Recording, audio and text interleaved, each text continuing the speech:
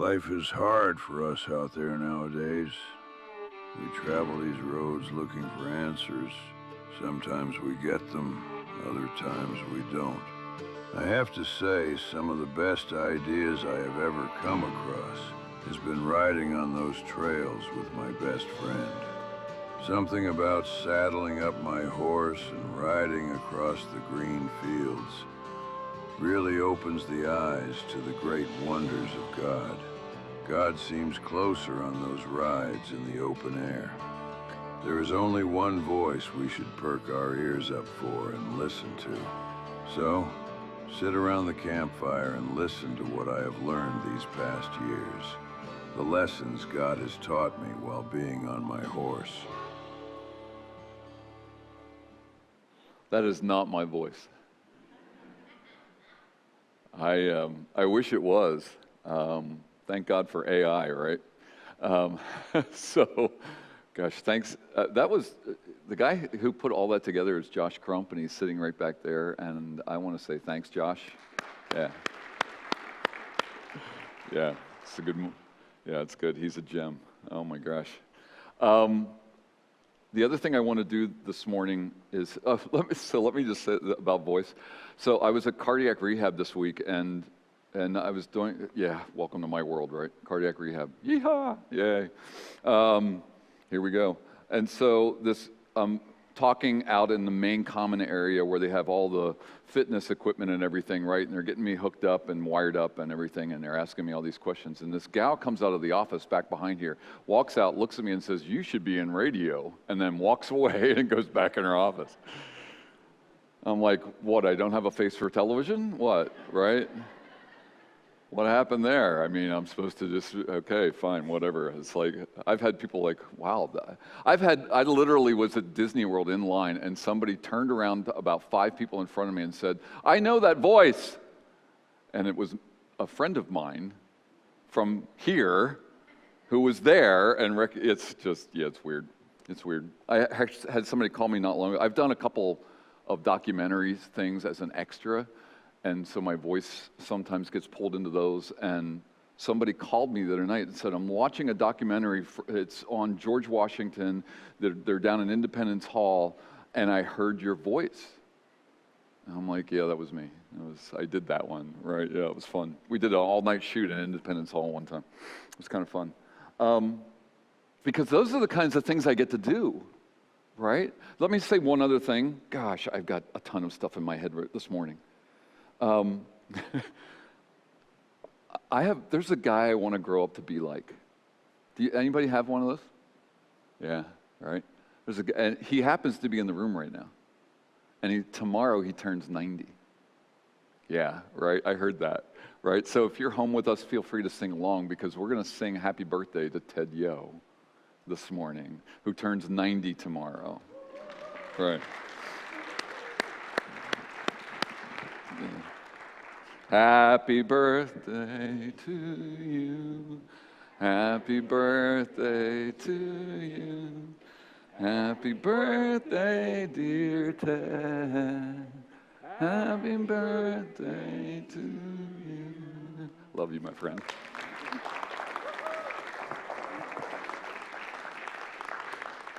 Don't you go crying. Gosh, man, trash me already this morning. Lord, I have learned so much from him, and I keep learning. I'm just going to tell you a little story. We had a really attractive waitress waiting on us one day at a restaurant, and I looked at him and said, "Tell me someday your desire to look at women goes away." And he, at that point, I think you were probably in your 80s, and he said, "I'm sorry to tell you, it doesn't." It doesn't go away. Women are just good looking. And I thought, oh, wow, okay, all right, I'm going to be all right. Yeah. I have learned so much, though, about how to live life and how to navigate good times and bad. And Ted was the pastor here for many, many years, and we're just so glad to have him here, and I'm so glad to have him in my life. Thank you, brother. Love you. Love you. Love you. So those are just some of the things that I get in my life.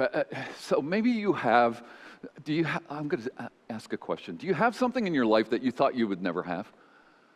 Like you never thought, like you dreamed of it, but long ago maybe, or God gave you a desire in your heart, or you just had, when you were a kid, you wanted to grow up and have that or this or whatever it might be. And maybe it was a car, or maybe it was a house, or maybe it was a friendship, or maybe it was a relationship or marriage, or maybe it was kids. I don't know.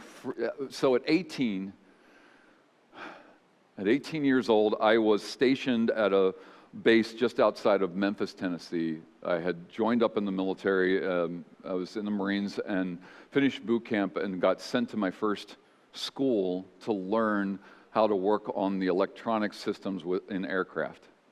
So that was my job. It's called avionics. So I went to this school, and I'm there with a lot of young men, 18, 19 years old. You know, disastrous possibilities, right? Yeah. So they tried to figure out as many things to occupy these 18, 19-year-olds as they possibly could. And one of the things they had on this base was stables and horses and trail rides.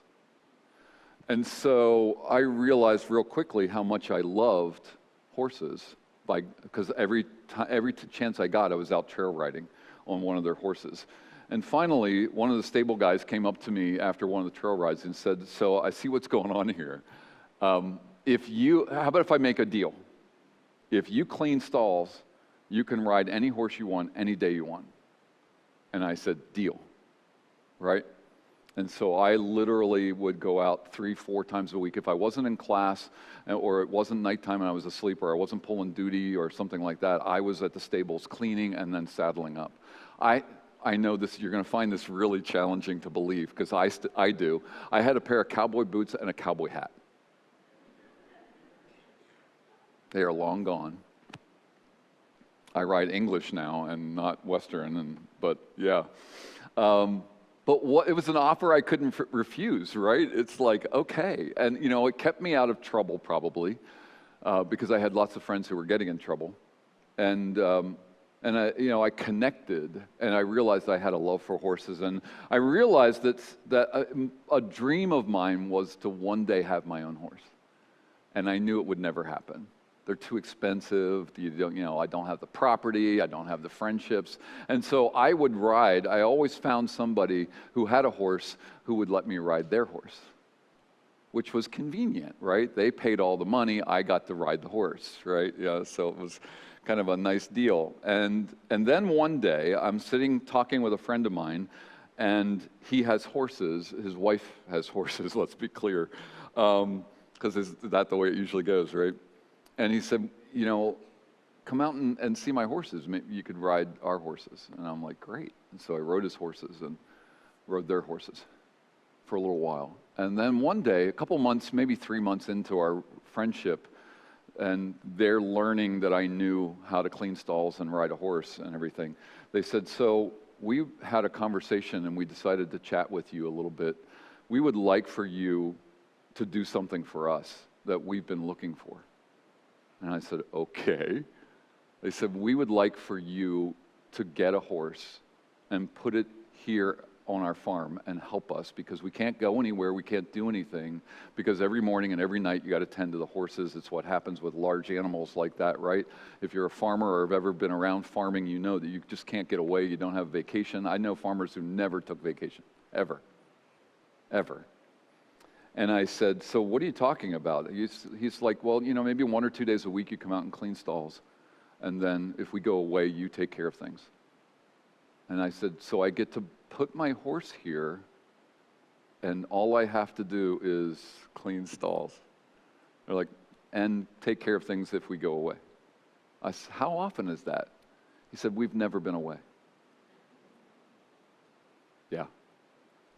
I said, "Well, you're going to go away now, because I'm in. I'm all in." And he said, "Good, go find a horse." So I sold my bicycles, and I found a horse at the Central Pennsylvania Horse Rescue. It's down in Lewisberry. And I think I've told some of this, but if you haven't heard this is good news. His name is Dexter, and they asked if I would keep that name with him, so I decided to. He was 900 pounds, and for a horse that's, his backbone comes to my nose. So he's pretty tall, right? And at 900, he should be weighing 1,200 pounds. Yeah. So we rescued him. We didn't know his history, but I wrote him down there and said, yeah, this is the guy. I want this guy. This is the guy. And so they vetted me out and made sure everything was okay, and they delivered him to the farm. And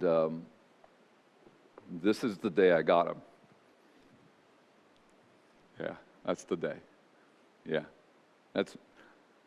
my smile is bigger than his at this point, right?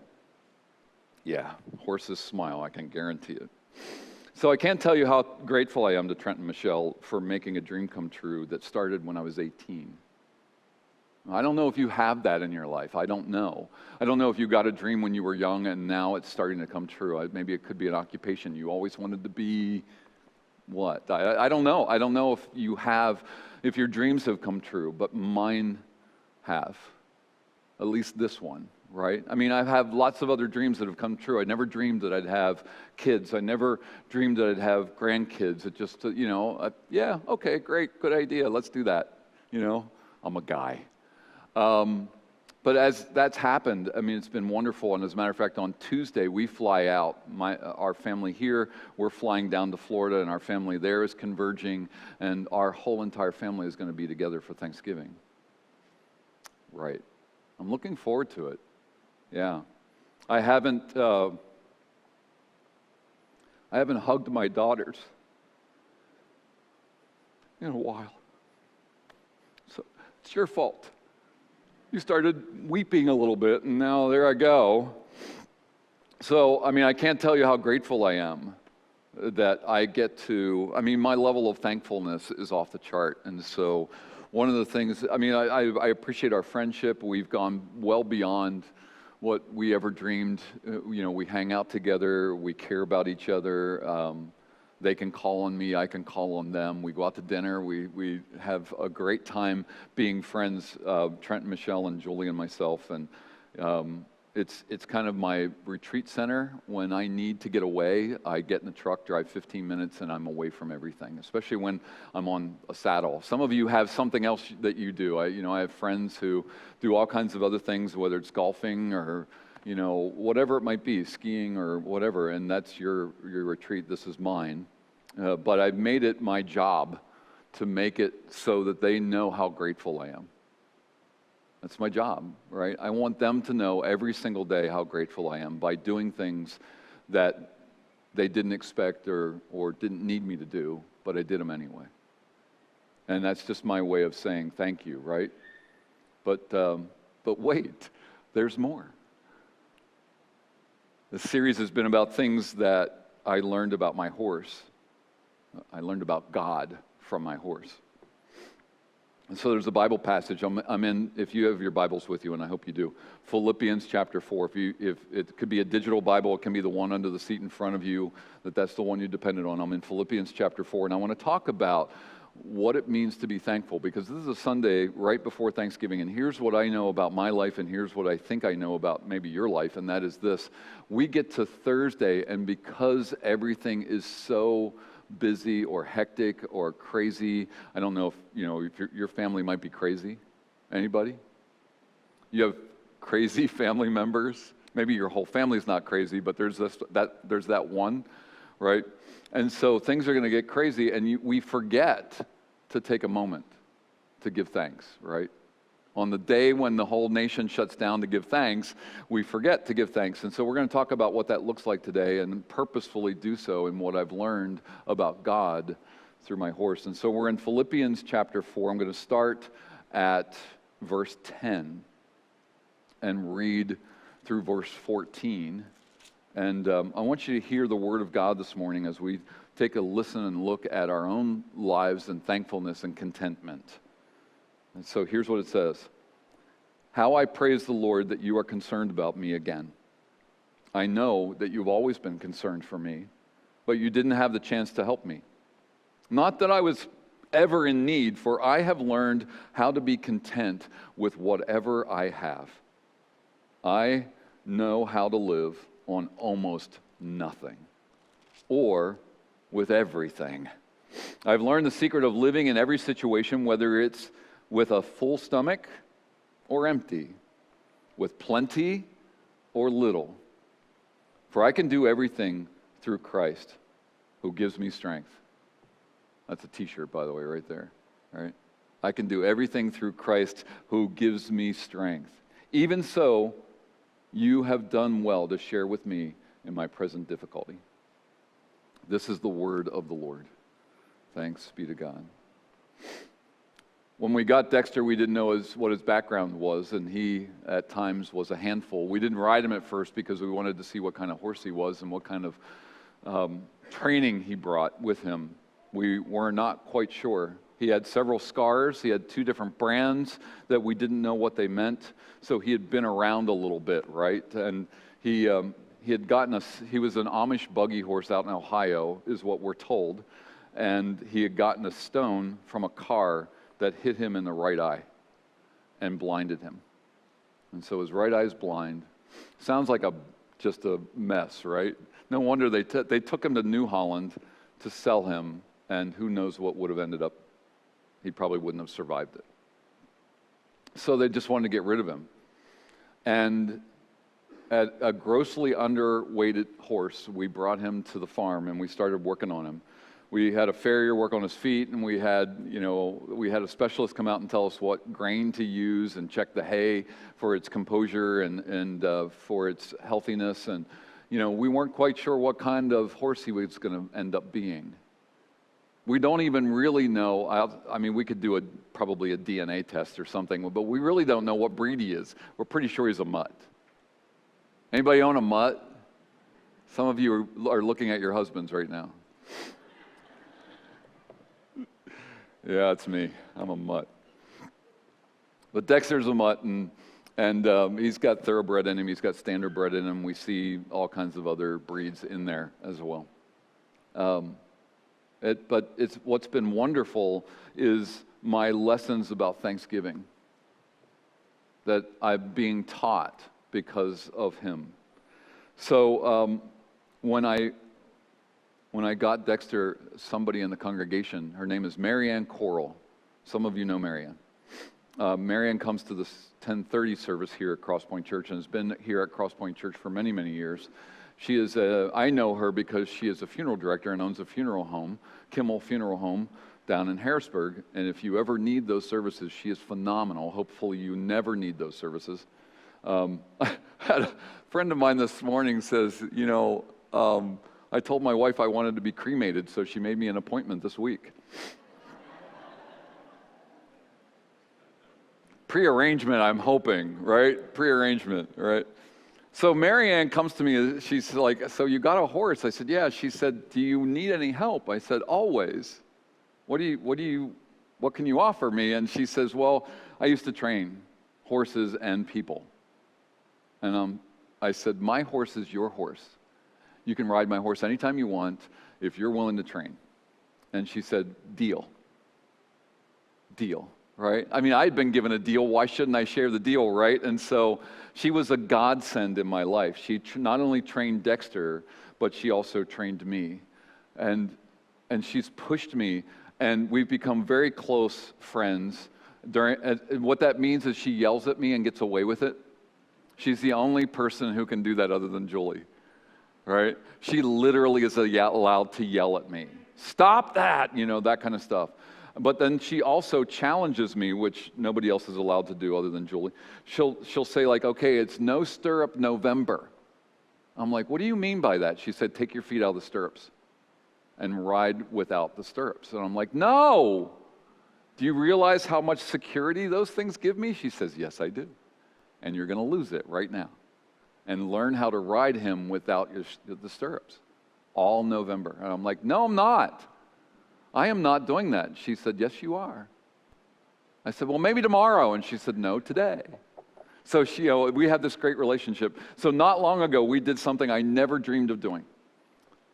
Both feet out of the stirrups. She said, I want you to do airplane. And I went, what do you mean? She said, let go of the reins and put your arms out. And just direct him with your legs. Just move him around the ring with your legs. I'm like, no, you are insane. We have this great relationship. It's fantastic. And then we hug each other, and she's right. And she challenges me to do things I didn't think I was ready to do. But she sees it from the ground when I'm on Dexter. She sees something in my relationship with that horse, and I'm so thankful. You're getting the theme today, right?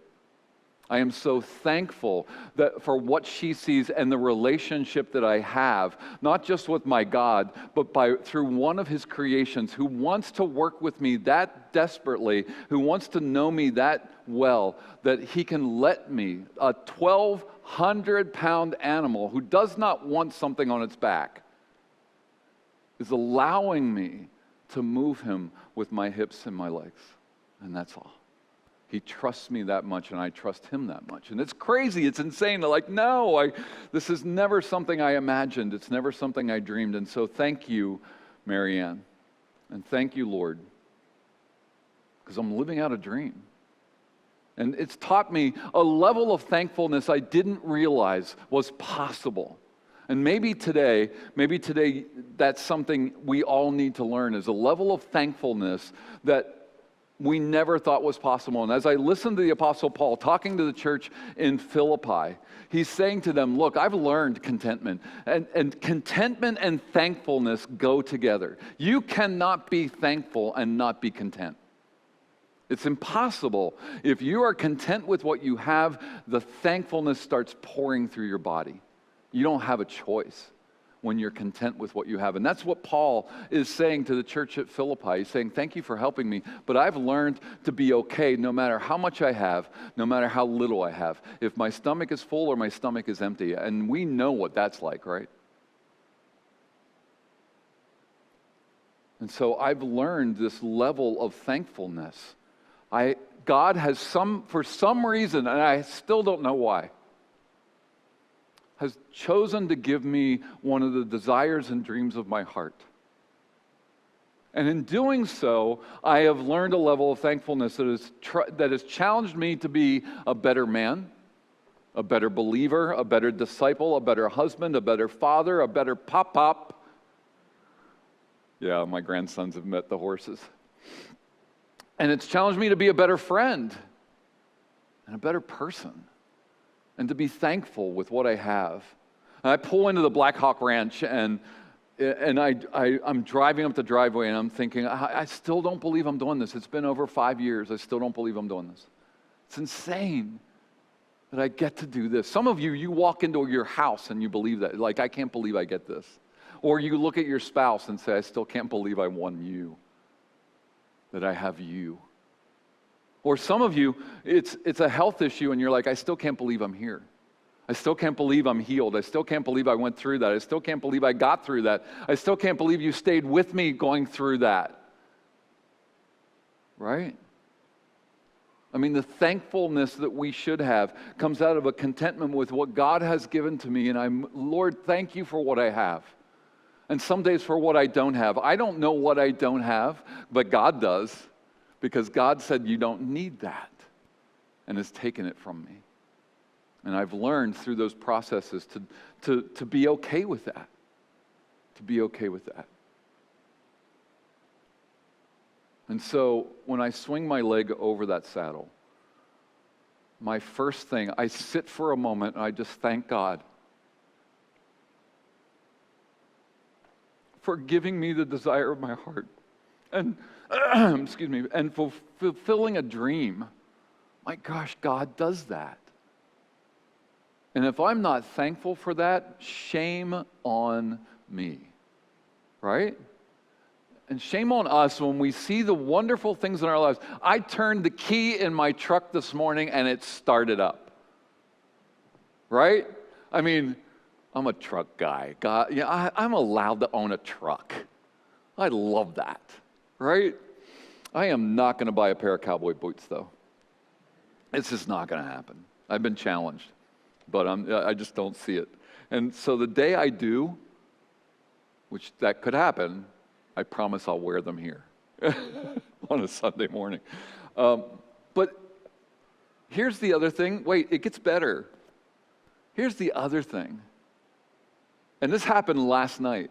I went out last night to help bring the horses in because they were going to be away. And they said, could you bring the horses in tonight? And I said, absolutely. It takes me 15 minutes to get there. Sure, why not? So I went out to bring the horses in, and Dexter just would not shut up. And horses make these amazing sounds. And it sounds like this. I'm going to do my best. And he's just going on and on and on. He's bumping up against me and rubbing his head on me, and which is his sign of saying my forehead itches and you're it. You're my scratching post, you know. But and at one point we just both stopped, and I put my forehead on his forehead, and we just stood there for a second. It's just amazing, right? He's thankful. An animal, right? I mean, some of you have pets. I mean, horses are just big dogs. And dogs do the same thing. You know, and they get used to schedules, and they get used to routines, and when you live into those, they're like, so glad you're here. I can't believe you're home. You know, they wait at the window, they hear. Some of you have dogs that know the sound of your car when it pulls into the driveway, yeah? Right? Is that freaky or what? But they do. They just get to know our patterns. They get to know sounds, and they get to hear things. And because of that, they get excited because you're home. My person is home. Now, cats,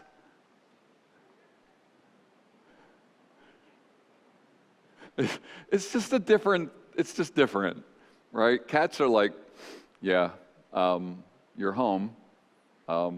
Food, lap. Yeah.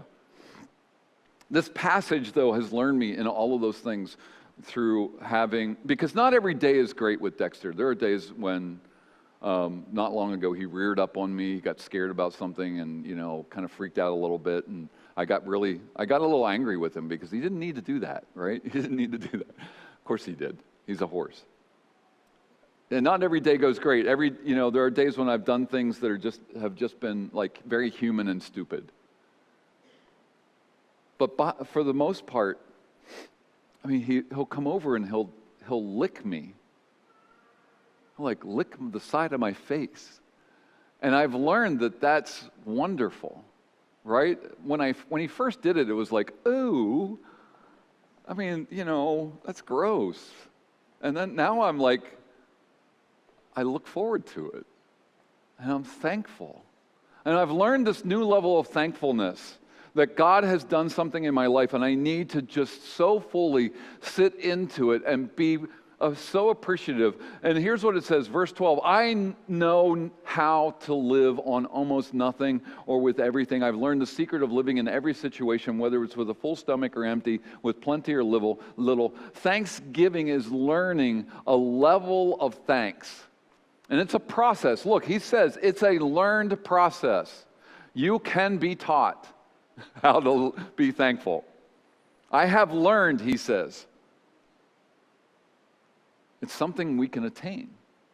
Is a level of thankfulness is beyond the point you have right now, the thankfulness you have at this moment when you walked in here. We can step our thankfulness up, and we can learn to be more and more thankful, no matter where we've been, what we've been through, to thank God for what we have had and what we currently have and what he may bring into our lives in the future. And this coming Thursday, we get a chance to stop everything and do just that, to be thankful in some way. And I know we get caught up in everything, and I know things get busy. And you might be with your family all gathered around a table full of food, and you might be thankful, or it could be a phone call from that person that you call every year at Thanksgiving, or it could be that you're far away from somebody or far away from the people you love, and so you're just going to Zoom in, or whatever it might be. But we can be more thankful today than we were yesterday, and more thankful tomorrow than we are today. And so no matter where we are or who we're with, I want to ask you, I want to challenge you. I want to take a moment this morning.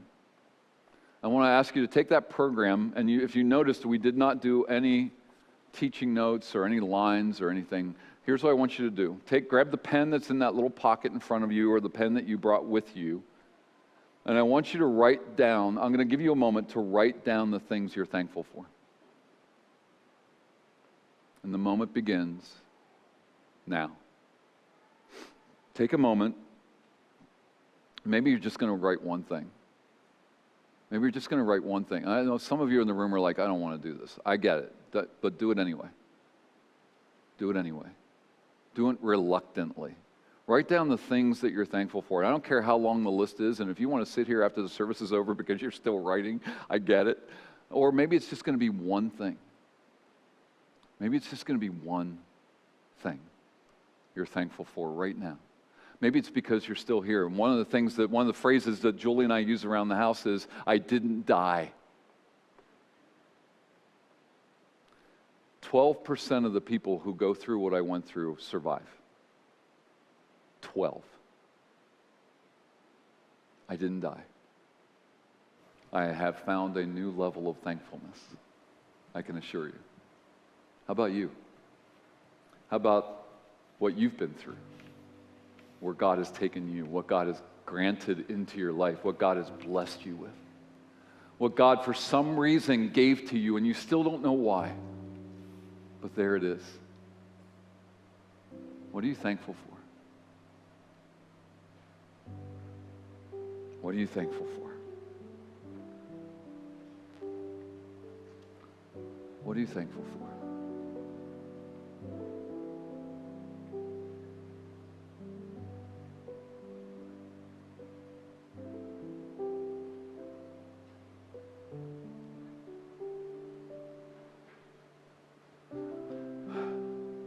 Now I'm going to ask you don't have to stop writing, but I'm going to ask you to do something. I'm going to ask you to shout out one thing on your list. I'm going to ask you all at one time. It's just going to be a cacophony of noise. You're going to shout it out loud because I believe that what we speak out loud with our mouths, God hears. And God needs to hear our thankfulness today. So just pick one thing. Just pick one thing, and I'm going to go 1, 2, 3, and you can all shout it out, right? Are you ready? Are you ready? All right. 1, 2, 3.